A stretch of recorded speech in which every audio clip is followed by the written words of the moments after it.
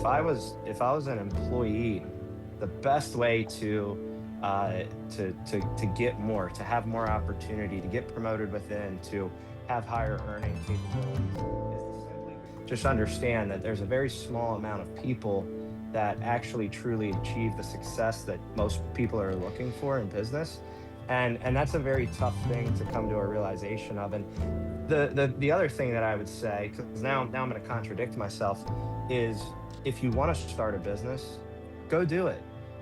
Spend waste tens of thousands of dollars. What do you think, what qualities do you think that you have that maybe set you apart, that helped set you up for success so you were able to succeed on your very first attempt at starting a business?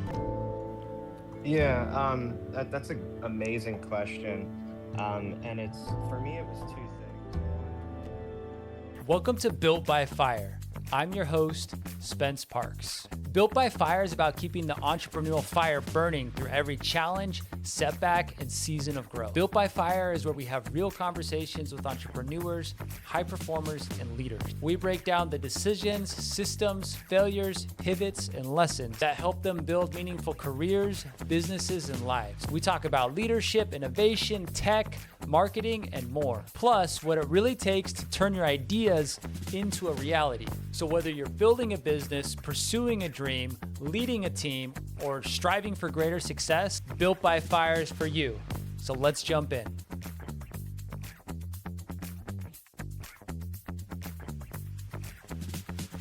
Welcome everyone. We're here on another episode of Built by Fire, the podcast with Carnie Fryfogle. He's the Chief Executive Officer at CR3 American Exteriors. He's got a really extensive background in entrepreneurship and leadership and a lot of different things that we're really excited to dig into today. So welcome, Carnie. We're really excited to have you on the show. How are you doing? great, man. I appreciate you guys having me on.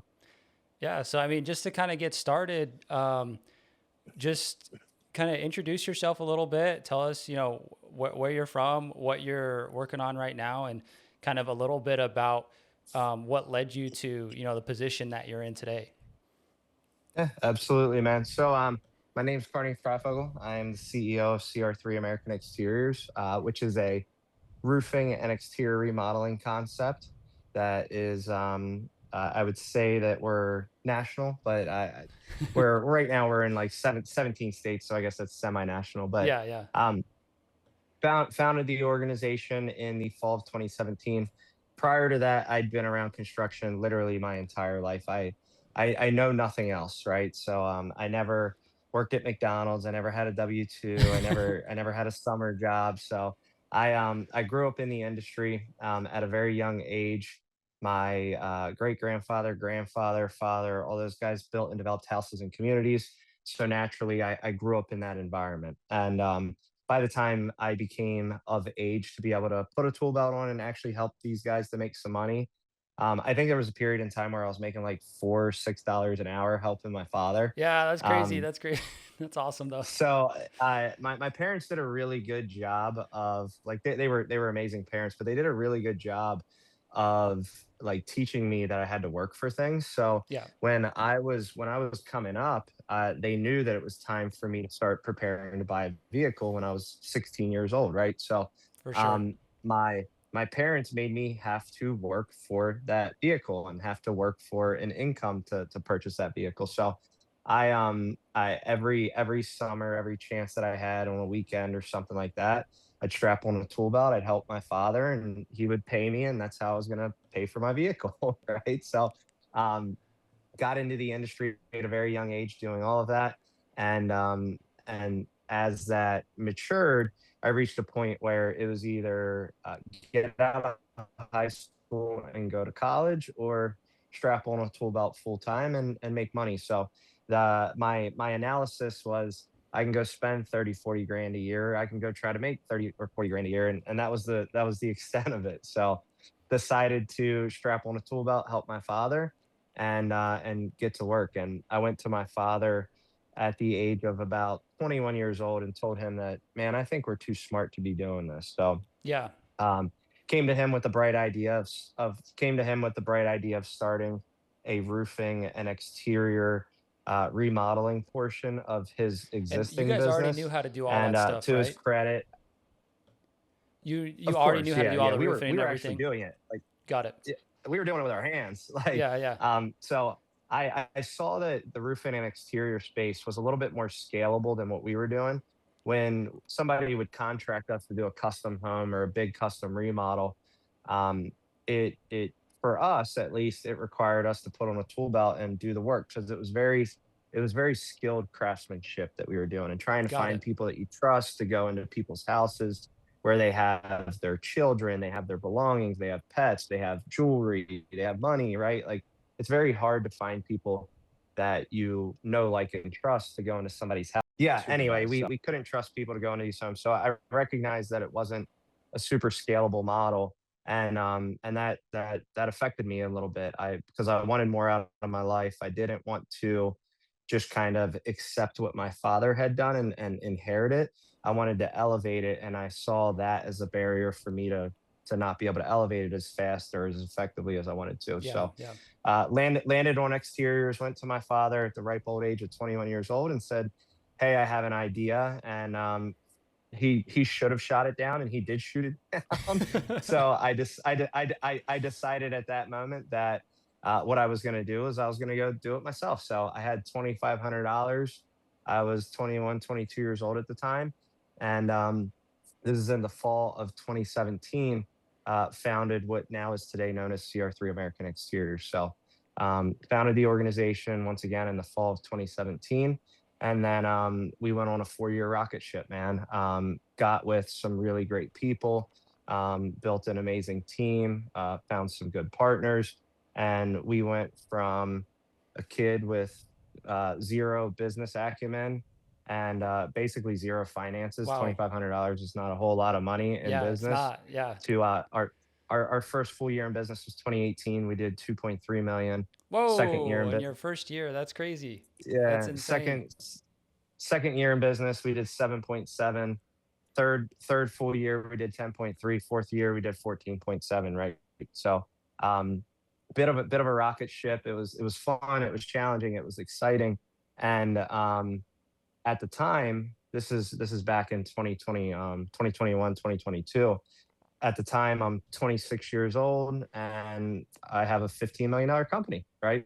So it's exciting, but Wow. private equity started entering our space, the roofing and exterior remodeling space. So they started calling, texting, emailing, blowing up our office. My father, I'm the third, so my father actually has the same name as me. So they were calling, texting, sending him voicemails. They were sending him mail, and they wanted to acquire or were inquiring about acquiring the organization. So, um, sounds fun, sounds exciting, but I was scared to death, Yeah, yeah. because you build this thing, you know, like, and trust the people that helped you to build it, and is that the right decision? Is it not the right decision? Am I hurting myself in the future? Yeah. If I do sell, am I hurting myself in the future if I don't Well, I mean, sell? especially like you're saying, like you didn't grow up learning all about business. So I bet that whole idea was like a new concept to you of like people reaching out. But that's really interesting. It's so exciting. We never built it with the mindset of exiting, right? So Yeah. it's just like we were in the right industry at the right time and we hit the right growth spurt, and it's like, holy crap, now what do we do?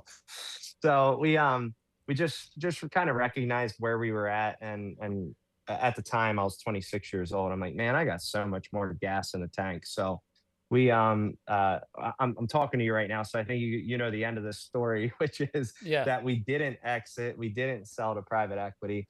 But what we did recognize was that the industry was about to accelerate, and it was about to see some consolidation. So fast forward, I don't know if you're aware of this or not, Spence, but fast forward and 2024 specifically, I don't know what the 2025 stats were, but roofing as an industry was the number one most sought after industry by private equity, which is That's crazy. crazy. Yeah. So Of I'm in the Dallas Fort Worth area, and they say that this is like the most saturated market for roofers. I'm not sure if that's true. You would know better than me, but that's what I hear. That's true, Okay. Okay. 100%. So uh, decided that we weren't going to exit. Once again, we saw that consolidation was on the horizon. And and at that point, we kind of looked inward and said, okay, if we're not going to exit, what are we going to do? And we looked at different options, and the option that we landed on was we felt that the best growth strategy for us, and then the one that had the most impact for other people, would be starting a franchise concept. So we had found success in a relatively quick period of time. Let's put everything that we learned and that worked and that didn't work, and let's formulate an operating system, and then let's go to the marketplace. So made that decision, and then So, just real fast quick, forward. how many states were you operating in when you decided to start launching the franchise idea? So we kind of did a mini franchise, but like corporately, where what we would do is I personally would hit the road, and I'd go and I'd open a territory, and we just kind of pick a place on Okay, the but map that we but felt would do you well. owned all of the locations, so you were kind of testing Yeah. it out the model, basically. Yeah. I actually had a travel trailer that I would hook up to. I'd grab a couple polos, some clothes, and I'd hook up to it, and I'd leave, and we'd pick a dot on the map, and we'd go figure it out. We were playing around down in North Carolina, South Carolina, some different parts within Maryland, and a little bit in Virginia. And what we recognize though, Spence, is okay, when we would go to these marketplaces, uh, I would build it up. We'd be doing a couple 100,000 in revenue relatively quickly, monthly. And then when Carney left, sales, customer satisfaction would That's diminish a crazy. little bit, Yeah. and I'd come back through, and we'd elevate it, we'd get it restabilized, and I'd leave, and it would So, all were start to you the diminish sales again. engine driving the growth as far as sales goes? Initially, I was the sales engine, but then hire salespeople and then bring in a manager. And you hire managers, and some of these people are great people that we hire. Don't get me wrong, but I think as business owners, sometimes we're a little bit ignorant in the sense that like we believe that just because we pay somebody a salary, and sometimes it's a lofty salary, that they're going to take the level of ownership that we expect. Yeah, that makes sense. Like you don't have stock, you don't have stock at the company. Like, why would I be so ignorant to think that you're going to care about it the way that we care about it? So that going through that experience is what made it an easy decision for us to franchise, because we're like, okay, we know that if there's ownership in a marketplace, it can do well. But the manager model was very tough for us, and it's you could do one of two things. You could either figure out how to replicate that and do the franchise model, or you could do a corporate model, but then entice people with ownership stake, right? Whether it be profit share, give them some equity in the marketplace, or whatever it may be. But Yeah. ultimately, we decided that franchising was the avenue that we wanted to explore, for self preservation, selfish reasons. We wanted to continue to grow. But then something that's really important to us is me and my team recognized that when we got in the industry in 2017 and went on that growth spurt, like that was a different environment than it is today. Private equity wasn't in the space. People weren't spending tens of millions of dollars on marketing. So the one of the things that's important to us is we wanted to give other people that were interested in being in the industry, or were already in the industry but struggling, we wanted to give those people a place to call home. We wanted to give them systems, processes, support, technology, infrastructure, coaching, Yeah. and mentorship to help them to find whether the same level of success, if not more, or even a fraction of the success that we found, and give them a place to call home to compete with the national players or the regional players or even the local player that got acquired by private equity, and now their pockets got a heck of a lot deeper, and they're spending a ton, they're spending 10, 100 times more in marketing in the local marketplace, right? So um, landed on franchising in the spring of 2023. After we put the program together, we launched our first franchised outlet that neither me nor my partner owned. And then fast forward to where we are today, we have just under 90 territories awarded with over 20 operators scattered throughout the United States. So it's been fun, exciting, challenging, all of the above, and we're incredibly excited to see what the next 9 years holds for So us. based off of those numbers there, so that means you have a lot of operators that it sounds like they acquired a territory, did well, and then they're like, hey, what else do you have that I can acquire? And then they kind of acquire as they grow. Is that kind of what you've seen? So it's accumulation of things. So Yeah. we have different models within our franchise concept. So we have like unit ownership, single unit ownership. Then we have area representative ownership, which is formerly known as like AD, area developer. Okay. So it's been accumulation of things. Some guys are buying multiple territories, some guys are buying one and then looking to acquire more. Some guys are reinvesting the money that they made in the single unit to own area representative developmental rights. So it's accumulation of a little bit of everything. Yeah. So yeah, that's really fascinating, the model, and it's really fascinating to see how you've grown so quickly and how you basically on your first attempt at this business when you didn't have like a extensive background in business, how it did so well. Do you ever look back on, that decision of, starting this business and think like, what did I do right? How did I hit it right the first time on my first, when you see other businesses failing so much around you and other people trying to get in, and it sounds like you hit it on your first try. What what do you think, what qualities do you think that you have that maybe set you apart, that helped set you up for success so you were able to succeed on your very first attempt at starting a business? Yeah, that's an amazing question. And it's for me, it was two things. One was being absolutely laser focused. Um, I tell my wife all the time, like she wouldn't have liked me when I first started the business because the first 4 or 5 years, like I gave up everything. My early 20s to mid 20s, like I had a little bit of fun, but like I gave it all up. I didn't do what the normal Yeah. 21, 22, 23, 24, 25-year-old does, right? So I was laser focused and I still am laser focused. I don't invest in other things. I wish I had a real estate portfolio, but I don't have a real estate portfolio. Um, I put everything back into the organization. Obviously, personally, we take a little bit to take care of ourselves and our family, but everything else goes back into the business. And we've had that mentality from day one. My partner is the second part of this equation, which is I knew that I didn't know everything. I am not the most financially savvy person that walks the face of the earth. I don't even know how to log into QuickBooks. And I don't say that to brag, but I say that because like to be a good entrepreneur, to be a good business owner, like that doesn't necessarily mean that you need to know everything and you need to be the guy or the girl all the time. I was smart enough to recognize that one, I'm not better than anybody else in our marketplace. So I got to give this all of my attention. I can't deviate any of my attention. It needs all of my attention if I want to compete and accelerate in this industry. And then the second thing is like I don't need to know everything. I need to be smart enough to find people that know how to do these things that I'm not good at and then build a business around those individuals. So my partner has what I don't, which is the very accelerated financial literacy, and I carry most of what he doesn't, which is the understanding of the industry, and then a very strong sales acumen. Yeah, So like they say, you got to outsource your we kind of weaknesses.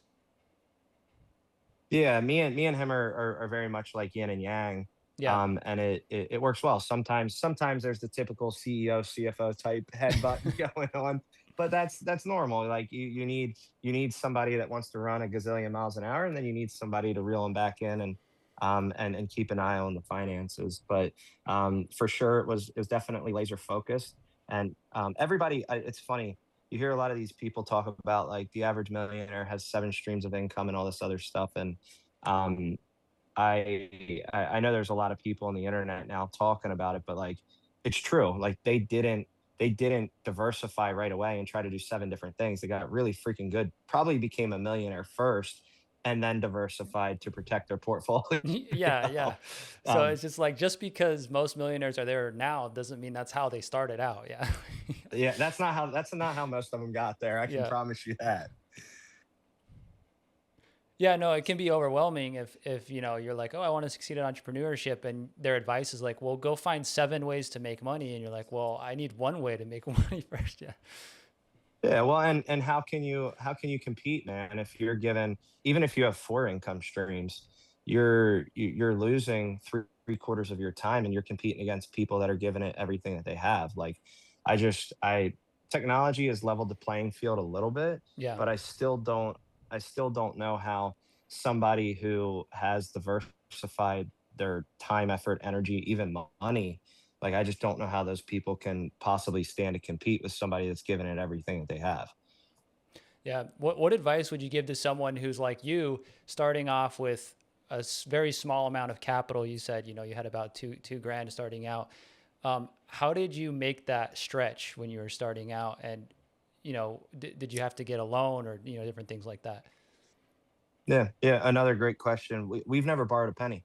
I mean, we have like vehicle debt and stuff like that, but used and leveraged our own working capital from day one, and haven't changed for 9 years. So um, that's not to say that raising capital and an influx of capital is bad. It's just most business owners, their financial literacy is like zero. Because most people get into business because they fall in love with something within that industry, right? Whether it be Yeah, sales, whether it be the production, whether it be like they technology, maybe, like, they don't fall in love with being a business person. They don't fall in love with strong financial literacy. Like, so understanding that, like, you have to, like, I had nothing, right? So in order to eliminate stress, it was just like, well, let's use our own working capital, and then when we have money, let's just redeploy the capital.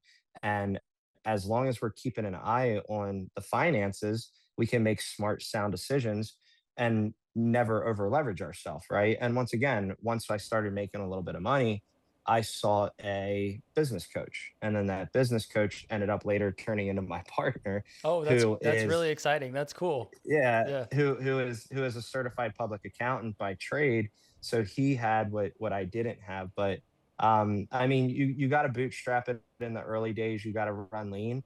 And the biggest thing that really helped me is I've always been really good at communicating with people. So sales, I wouldn't say it came naturally, but it was a lot easier for me to yep, sell something. yep. Um, so the second that I started, it was get in front of people and sell them the product and then get the work done. So if Were you doing a lot of door to door? yeah, I mean, we Okay. didn't we didn't really spend a penny on marketing, if you can believe this, but we hardly spent a penny on marketing until we crossed 10 million bucks. Like, it was Wow. all, I mean, our marketing was like door hangers, flyers, and t-shirts. That was the extent of So our they work. They marketing. work then. The door hangers work. The t-shirts help. Yeah, that's cool.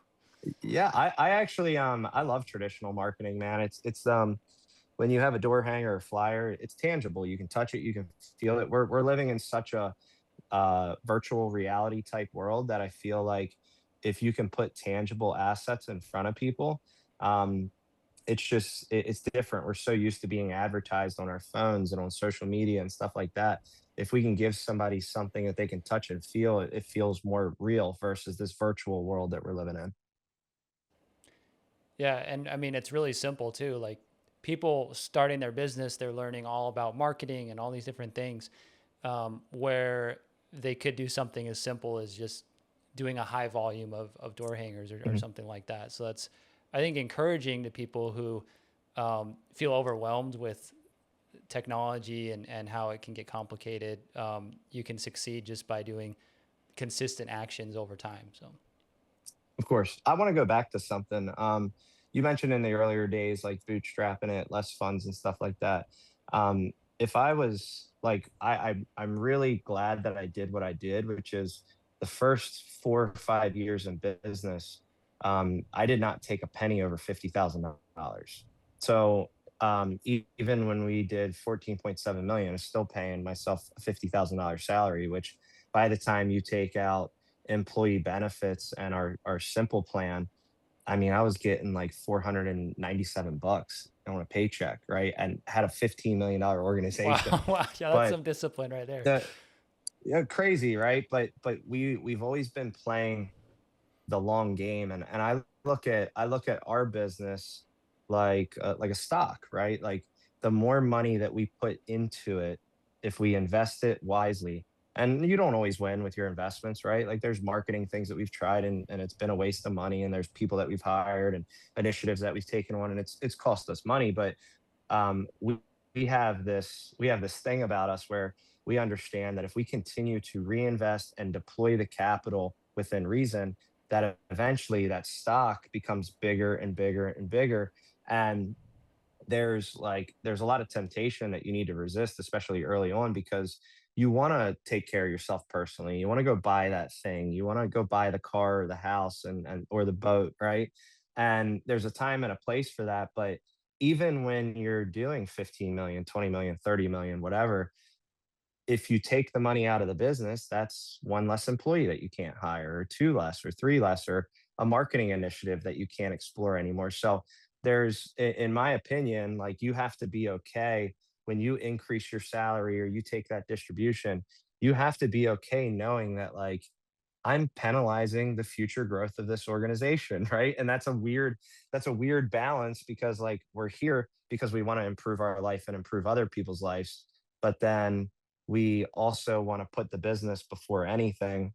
And it's a balancing act that you have to play as an owner to make sure that you're taking care of yourself and you're reaping the fruits of your labor, but you are not inhibiting, at least drastically, the future growth of the organization. No, that's awesome. So, I mean, I think that yeah, the discipline that that shows is, I mean, yeah, $15 million, only taking 50 grand a year. That's a ton of discipline. And like you said, playing the long game. I love business quotes. I see them all the time in different platforms and things like that. And um, one of the quotes that I hear a lot is, just a lot of people, they just give up after, 3 months, 6 months at something, where a lot of those people, if they would have just kept going, they probably would have, eventually figured it out. So I think it's like an appetite for being able to be patient and see those results over time. Yeah, like very candidly, like business sucks. Yeah. Like, Yeah. it's not fun. It's painful. You have way more bad days than you have good days. You're a professional firefighter. Relationships suffer, family suffers, friends suffer.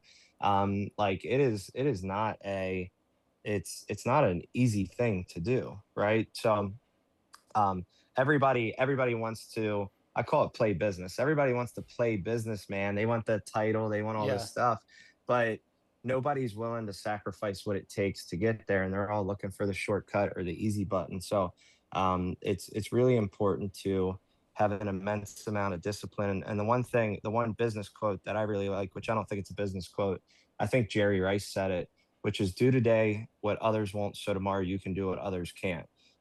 Which is Yeah. really the same mentality that we've always had, which is let's sacrifice now so that we have the ability to deploy capital, do more, invest more than even our competitors can do. Yeah, I love that. The name of this podcast is Built by Fire because I believe that, to succeed in entrepreneurship or, be a high performer, you need to have something inside of you that drives you, like a fire burning inside of you. And so you already kind of touched on that a little bit, like growing up, how you thought that, you and your dad could do better for yourselves than what you had kind of grown up to your whole life. And that now that fueled you and helped you get to where you are now, what is kind of like the fire you have inside of you still that keeps you wanting to go and continue on the path that you're on? Yeah. I don't think I've ever said this publicly, so you're gonna be the first one that I've ever Okay. told this to. But I honestly like I try to manufacture struggle. So like I try to make things harder on myself and harder on us, kind of on purpose, because that's where you like find innovation. That's where you get creative. So Like, Interesting. That's um, fascinating. fi- yeah, like I mean, nobody ever really learns, nobody ever really grows when everything's going well. So Yeah. like COVID, for instance, like the whole COVID thing that happened, and that whole error, like it was for 2 or 3 years. Now, if you owned like a pizza shop or a retailer, like yeah, I understand why those guys struggle, but for most of us, it was the best time in business that we've seen in the last 20 or 30 years. Yeah. So it was almost too easy to make money, and now it's getting a lot harder. Interest rates, wars, like you name it.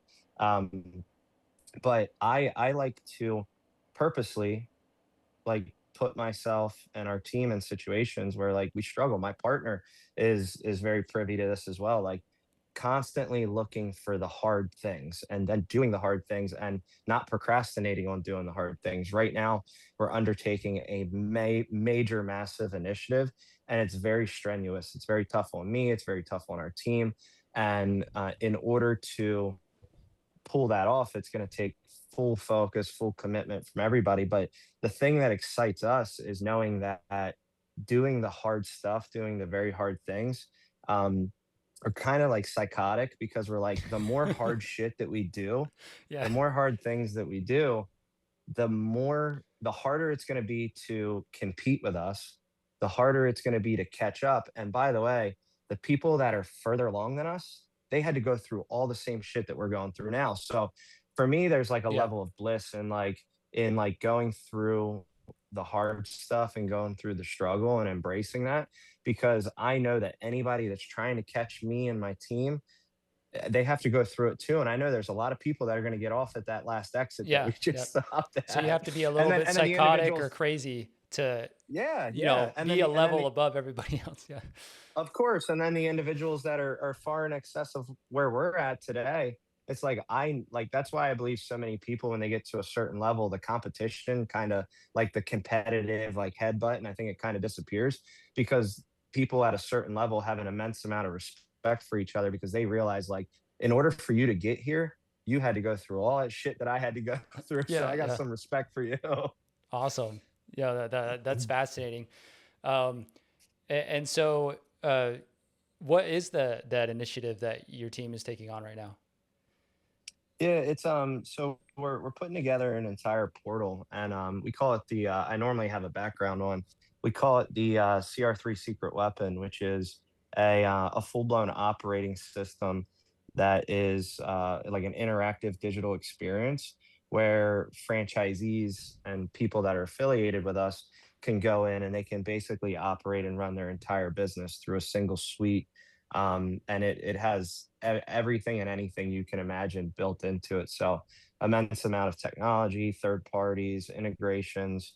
It's Love that. really taken on a life of its own, and it's um it's a full team effort right now. So So you're it's already really innovating cool. into the AI era.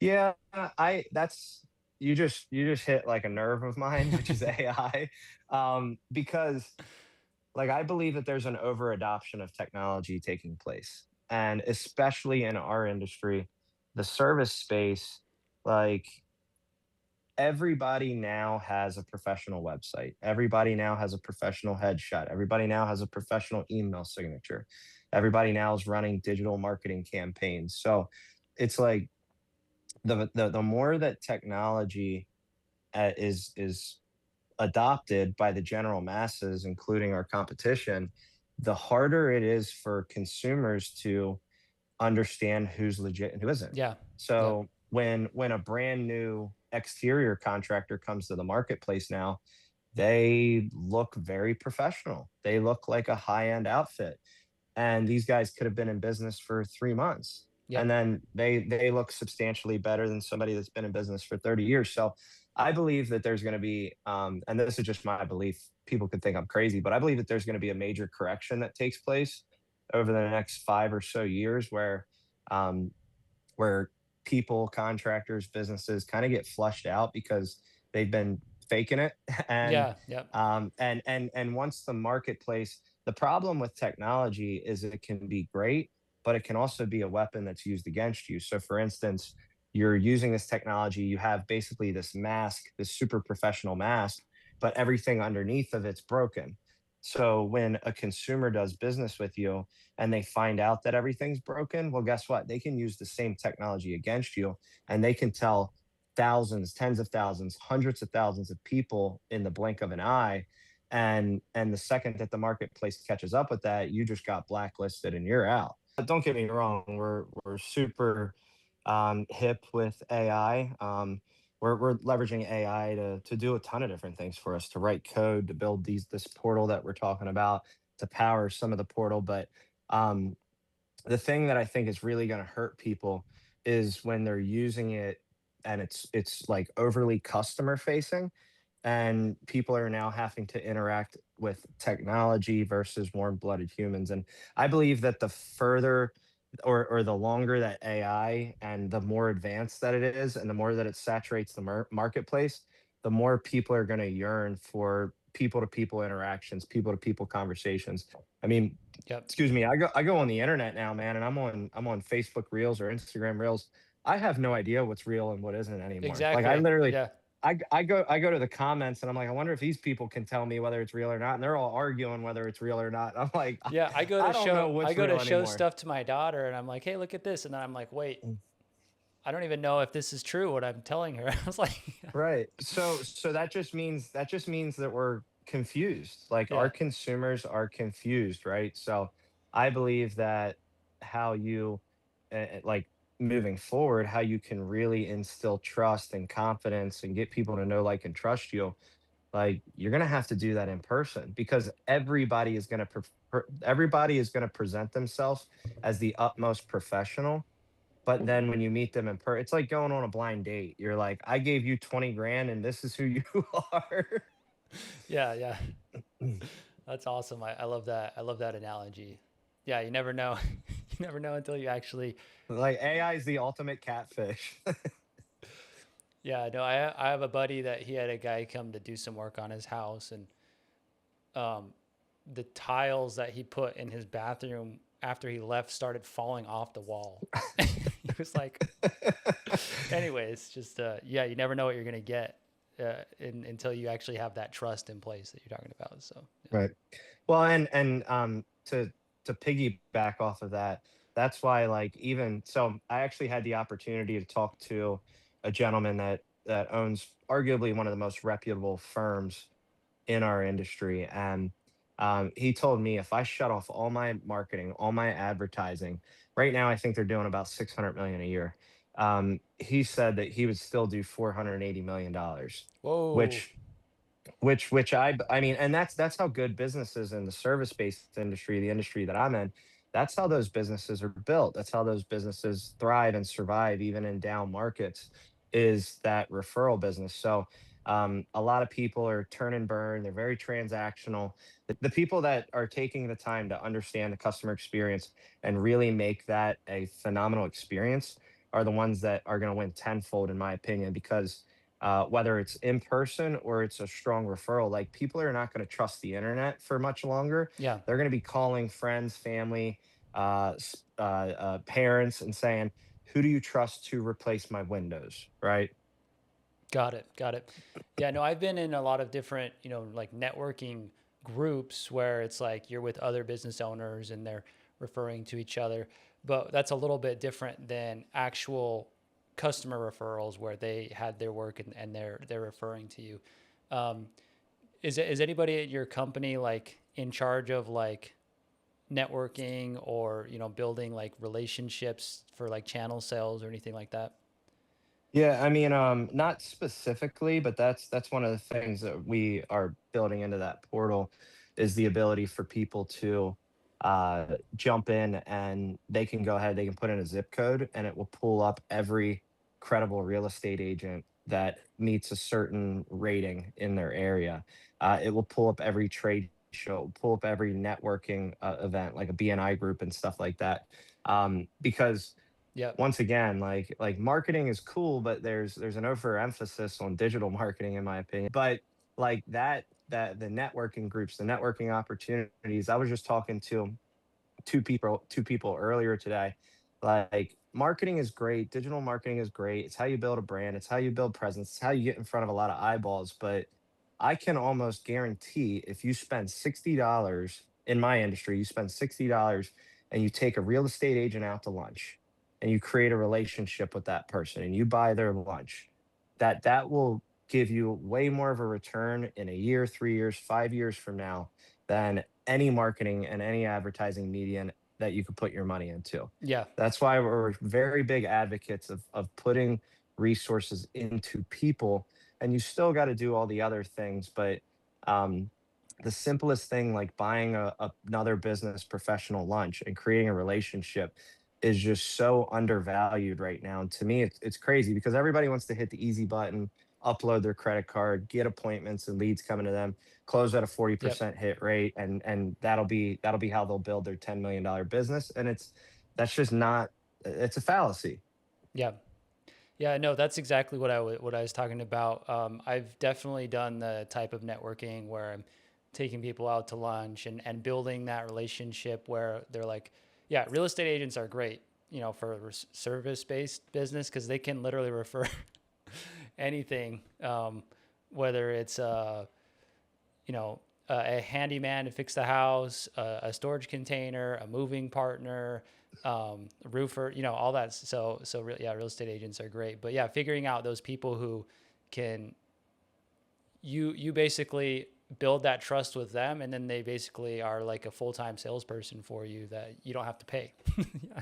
100%. And Yeah. and we actually encourage that. Like real estate is a little bit different. Those guys aren't allowed to take any Yeah, type they're of not form of allowed to take a kickback. Yeah. compensation. Yeah. But like take care of people that take care of you. If our Yeah. cost per acquisition is five, six, seven, $800, like give somebody $250 to say thanks. Give them a gift card to a nice steakhouse or something like that. Yeah, there's actually, and then sometimes it can get to the extremes. I've seen in the DFW area, um, plumbers can get paid up to $1,500, sometimes more, just for getting the phone number of someone's house who flooded. So the plumber shows up, they see, oh, the house flooded, they call the restoration company, and if the deal closes, then they get like $1,500 just for making Wow. that phone call. Yeah, it's crazy. Yeah. Um, but yeah, like you're saying, like a little kickback is great, where they have that extra incentive and things like that.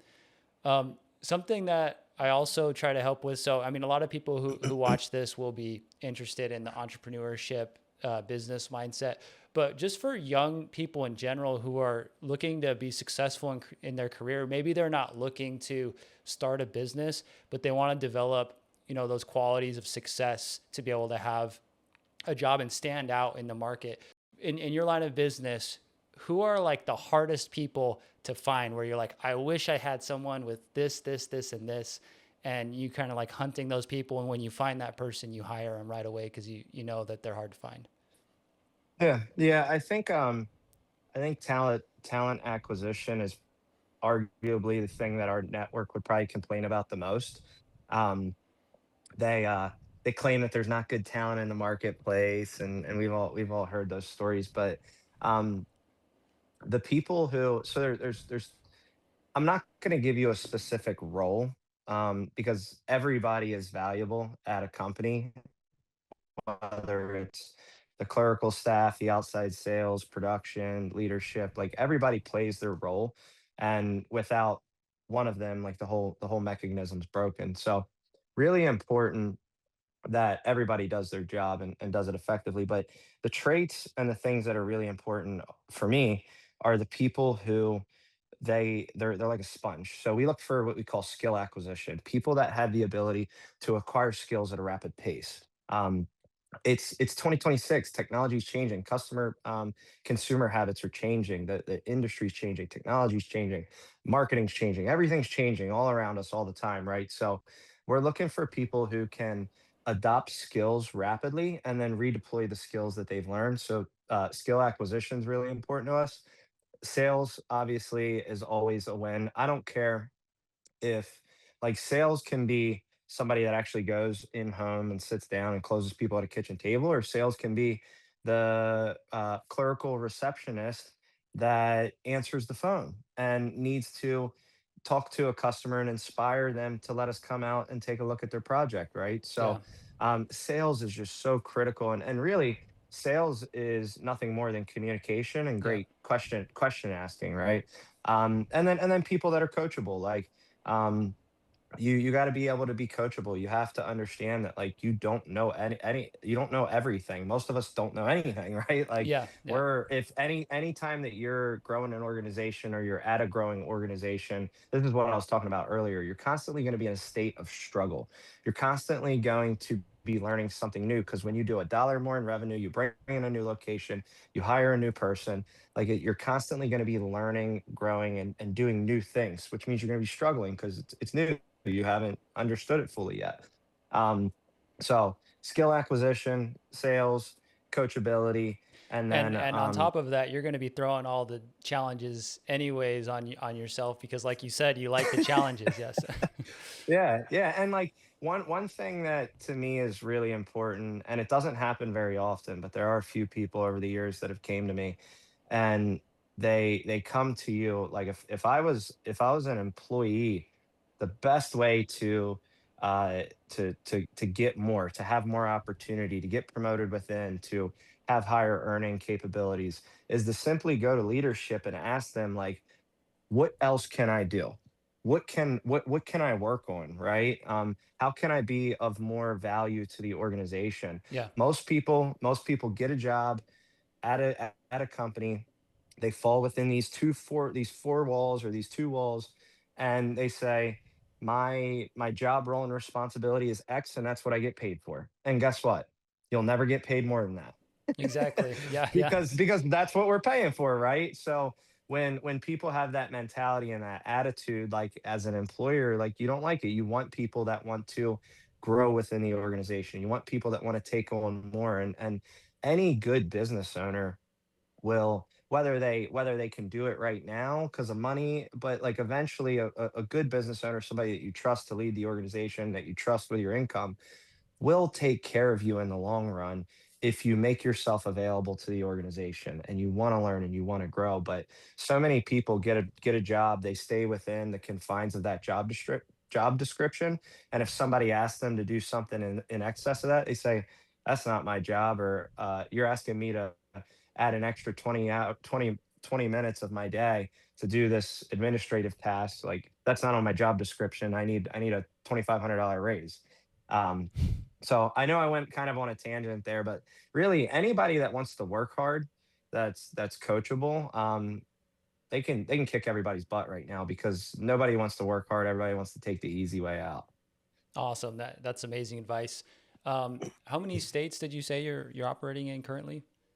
I don't know the exact Okay. number. I think it's somewhere between 16 to 18, I believe. Okay, cool. And so, now that you've grown so much and you've proven that this franchise model works, what are some of your long-term goals? Is it to get more franchises, or is it to help the franchises do more revenue? What are some of your top goals for CR3? Yeah, everything that you just mentioned, right? Okay. Like the brand still needs to grow in order for the brand to accelerate in the marketplace. Like, we need more exposure, so more franchisees equals more exposure. But then we also need our current franchisees to find the success that they're after, right? So it's a balancing act of spending enough time finding and recruiting the right people to join us on this mission, but then also spending enough time working on the actual operating system that makes the vehicle run, and also working with the individuals that currently have invested their time, effort, energy, money into the organization, to make sure that they feel that they have what they need to find the level of success that they want. So it's both, right? It's a Got it. balancing act of, sometimes you put a bigger emphasis on one or the other based on the overall health of the organization, but inherently, in a franchise concept, at least, both are incredibly important. What would you say are some of the most important things to you when you're screening someone who is applying to potentially acquire a territory of your franchise? Yeah, basically the same exact thing that I said earlier, which Okay. is skill acquisition. Yeah. We're changing. I already told you, like, I like struggle, so that means we're changing all the time. Yeah. And you have to. The industry changes, the technology, everything. We're in such a dynamic universe that, like, if you don't like change, you're dead in the water. You're gonna get left behind. So skill acquisition is ridiculously important to us. Coachability, you have to be coachable. And being a strong operator, having strong sales skills, those are things that are really important as well. But one of the things that it sounds like I'm going to contradict myself, but like, we're not looking for mavericks. We're not looking for, like, I would be a terrible franchisee because I like to do and I like to create and I like to innovate and my team likes to do that. So we would not be a good franchisee. A good franchisee is one that takes the tools and the resources that we have, and then they implement them and Got it. integrate them out in the field, right? If you're a So it's maverick and already you want to, set. This is the way to do it, and that's how they do it. And then yeah, you're up there like innovating and stuff, and then you push those yeah, out to the but once you've proven it. when you have two mavericks, it usually doesn't go too Yeah, yeah, well. yeah, yeah. So really, really important, and a lot of that is on us to figure out what type of personality these individuals have, and set very clear expectations of, like, hey, if this is your type of personality, a franchise concept might be a good opportunity for you. But if this is your personality, it might not be the best of fits because we might be kind of combative with, we already have things that work and you're going to be trying to challenge us on our every move. Got it. Yeah, that makes perfect sense.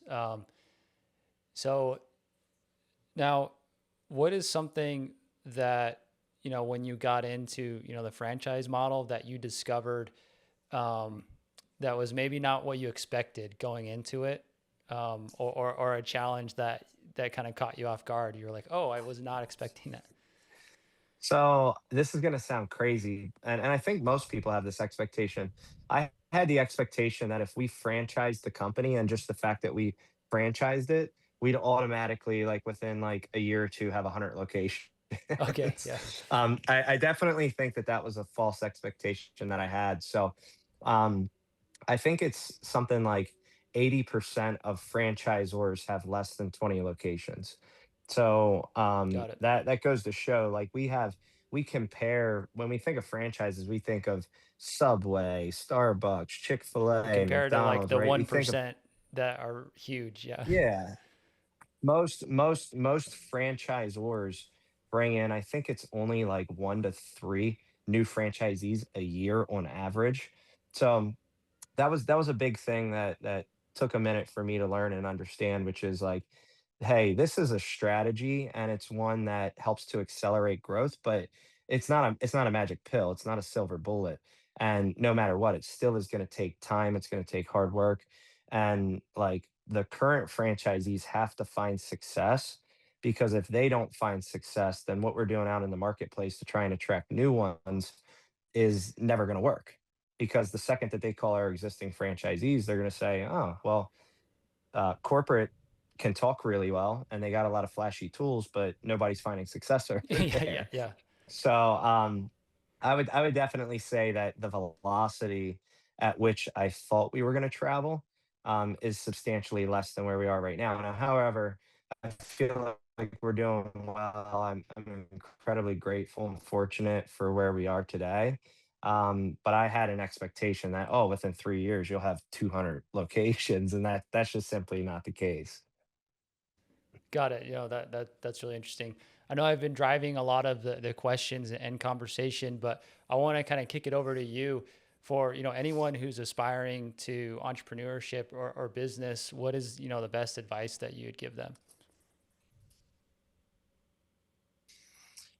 If they're chasing entrepreneurship, just understand that you're traveling down a path that not a lot of people go down, and very few truly find the level of success that they think they're going to find. So one of the things that really interests me is, in our business, if you're doing $1 million worth of revenue, like, a lot of us will be like, oh, they just got started. Like, Yeah. they haven't Yeah. even figured the game out yet. So but when you actually look at the stats and you look at how many people build $1 million business, like, it's a very, very, very minute like portion of society. Like it's Yeah. very, very, very rare. But like we look at, if you can't build $1 million business in 12 years, like we failed, right? So it's to me that's very interesting.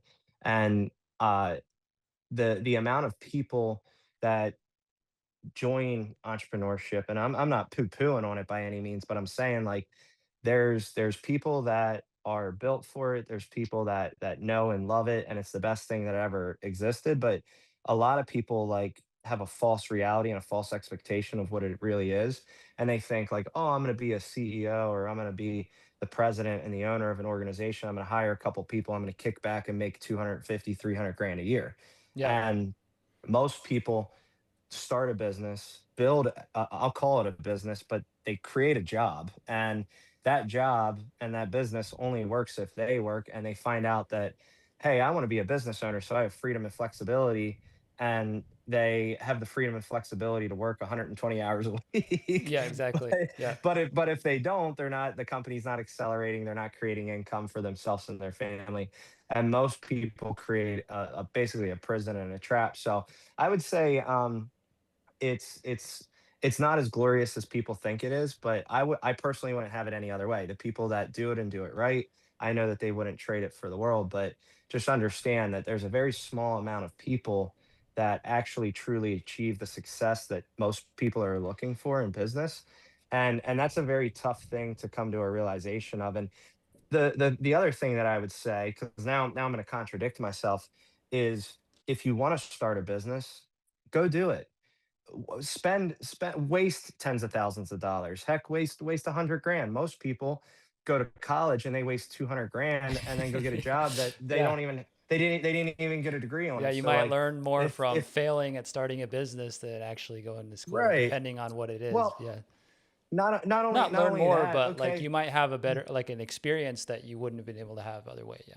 And you can learn from it, you can grow from it. And you know what, the worst thing that could ever happen would be, hey, you know what, like, I mean, obviously you could mess your life up for a while if you have to file bankruptcy. But um the most people will not have to do that. Most people get into a little bit of debt, shut it down, and say and move on. But at least they don't have to live with the regret of not knowing and never making that taking that bet on themselves. So what? You lose a little bit of money, whatever. The worst thing that could happen is you go back to doing what you're doing right now. You go get a regular job, you make 50, 60, 80, 100, 150 grand a year, depending on where you're at and your skill set. And that's the worst thing that could ever happen to you. Like, Yeah. so I guess what I'm getting at is there's very few people that actually do well and create what most people believe entrepreneurship and business ownership looks like. So understand that you're trying to play a very difficult game. But what do you have to lose? Like, the worst thing that could ever happen is you got to go get a job and be like the rest of us. Like, it's really not that bad. The other side is really not that bad. So take a risk, take a bet on yourself, and see what you're made of. And you'll learn a lot along the way. You'll learn you'll learn a lot about yourself. You'll learn a lot of skills that you can take with you for the rest of your life. And at least you won't have to live with regret and constantly ask yourself, what if I did this when I was 20, 30, 40, 50, 60 years old, and then have to live with that for the rest of your life. Yeah. And from what I've seen, I think the most successful people in business, they learn to like love the journey, where they're not only focused on like the outcome at the end of whatever road, or the final goal that they have, for what's going to happen 5 years down the road, but they actually every day they enjoy the challenge of whatever they're building, and they enjoy what they do. Not only are they passionate, but a lot of the most successful business owners are really obsessed with the work that they do. And I think that drives a lot of the success that they have. But um, have you seen that in your journey and in other business owners? What is your take on that? What, like an obsession?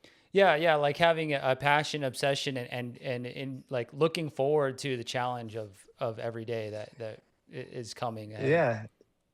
Yeah, well, like we talked about earlier, you got to be a little bit mental, and you have to have that obsession, because just running on like hope is not gonna it's not gonna get you there, right? So um you have to be a little crazy, you got to be a little bit obsessed. And I don't know if it's like an actual obsession of like, oh, I want to like, I don't think it's an obsession over money.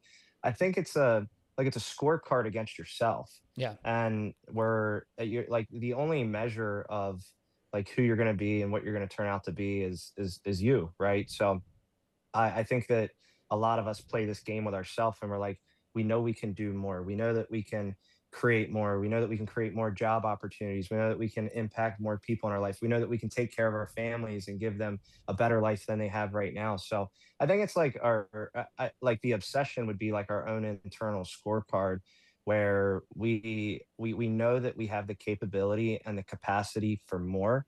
So why not? Yeah. Like, Yeah. like it's this weird thing of like, hey, you get to this point and then like you'll be happy, but then you're not, and then you get to this point and then you'll be happy or you'll have everything that you want, but you're not there. And it's this obsession with constantly trying to tear yourself down and have to recreate yourself because you know that I can be a better version of who I am today. Awesome. Hey, I love that, Carney. That's yeah, amazing advice. I love, everything we've gone over today. I've learned a ton. I love the deep dive, learning more about franchises and seeing how your model has scaled so effectively, learning about the service business. So yeah, really appreciate you coming on the show today. Any final thing that you want to add before we wrap up? No, man, I had fun. So I appreciate you having me on, and hopefully we can stay connected. I can keep up with your journey, and you can keep up with ours as well. Awesome. Thanks for coming on the show. We'll see you. Thanks, man.